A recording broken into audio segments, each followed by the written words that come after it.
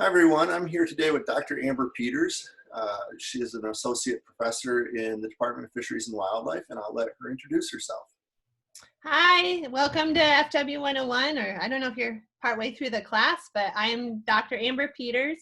Like Jerry said, I'm in fisheries and wildlife. I kind of think of myself as more of an ecologist, and I do mostly fisheries work.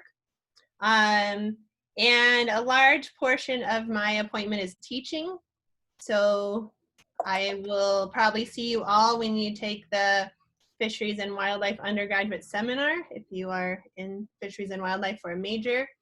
I also teach Bioscience 162, and then I teach a 100 level fisheries class about conservation and management of marine resources. And then I teach a 400 level class about fisheries management. So that's sort of my teaching side of things. I also run a semester-long study abroad program to the Bahamas for students, especially students who are wanting to do the marine ecosystem management minor in our department.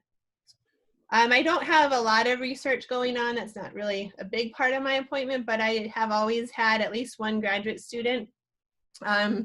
The student before this one did a master's on looking at bonefish migrations in Bahamas and looking at how to help the Bahamian government kind of set up marine parks and marine reserves so that the bonefish would have places to spawn without fishermen trying to take them during spawning times.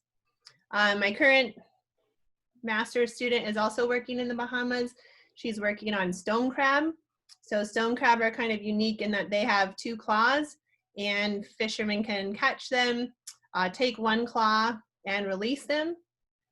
The problem is we don't find very many one-clawed crabs around.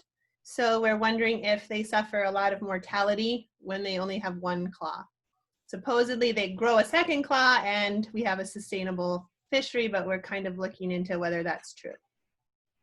Well, thank you. So just to give the students an idea, what got you interested in fisheries ecology or in fisheries and wildlife in general?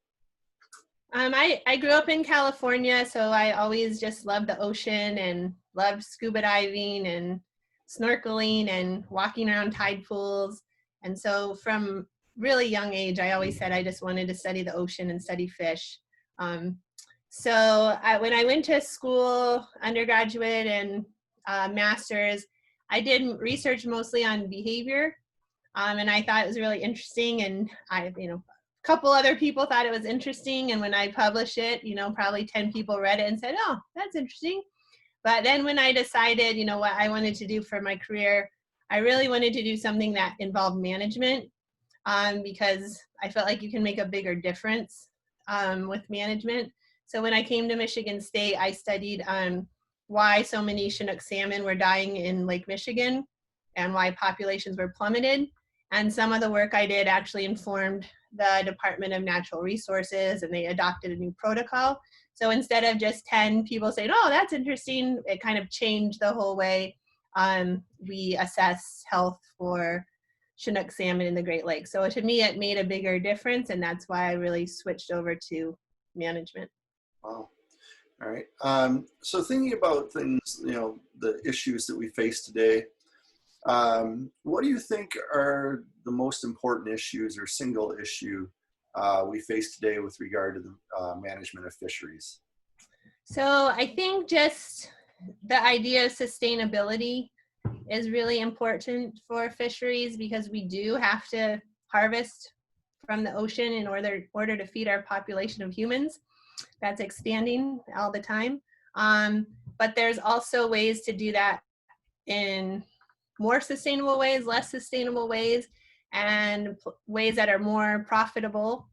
So I think finding the right practices to keep fisheries sustainable, not just for us to eat the fish, but also so there's fish left in the ocean for predators and penguins and sharks and birds, seabirds to eat. So we have to find that perfect spot. And also, that rolls us right into aquaculture and how to do that responsibly as well. Great. So just one last question.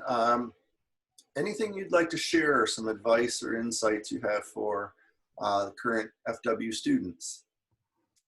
Well, I know I'm biased, but I think we have a really great department. And one of the things I think is so nice about it is the professors engage with the students a lot more than what I hear from other departments. When I teach BioSci 162, I probably have 20 different majors in that class. And when I ask them about, do you know any of the professors in your department? They look at me like, no, why would I ever do that?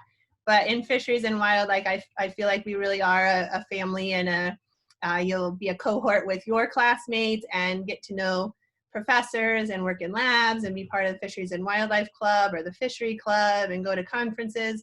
So you can really take advantage of all that we have to offer, and I think we make it a lot easier to do that than some departments. Wow, well, thank you, Amber. I really appreciate you taking the time to talk with the students today.